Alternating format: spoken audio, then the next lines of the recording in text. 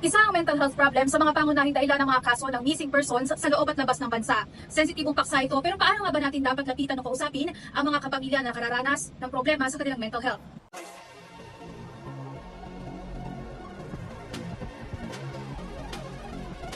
Alam mo, nag-review ako sa isang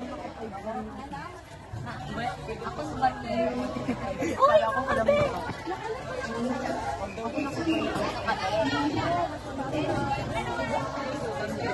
Kasi nag-review naman ako. Pinakalikahan ko, hinis ko, nagtakas ko daw. Ano mo nalaman? Siguro sinabi niya.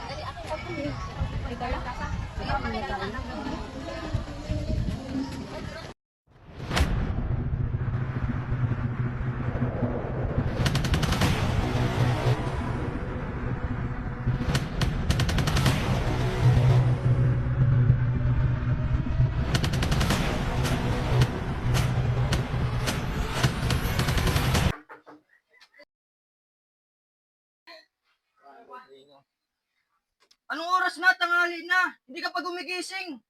Yung mga kapatid mo doon, ang kalat-kalat dito sa sala.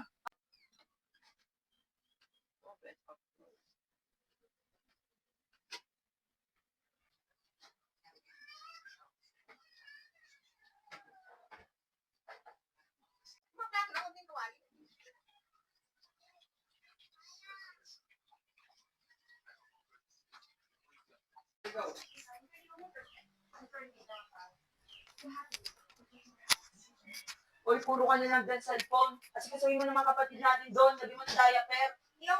Anong alam ng kapatid mo sa pagpalit ng diaper? Ikaw ang inuutusan ko, ipapasa mo sa iba. Dito na, Her. Bibilisan mo kita. Baho-baho mo na.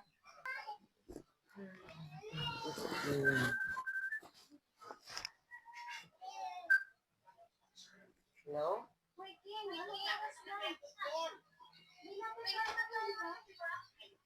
Ay, wait lang. Magpapaalam na ako. Pa, tumawag na po yung mga kasama ko. Kaya ganyan na po akong sumayaw.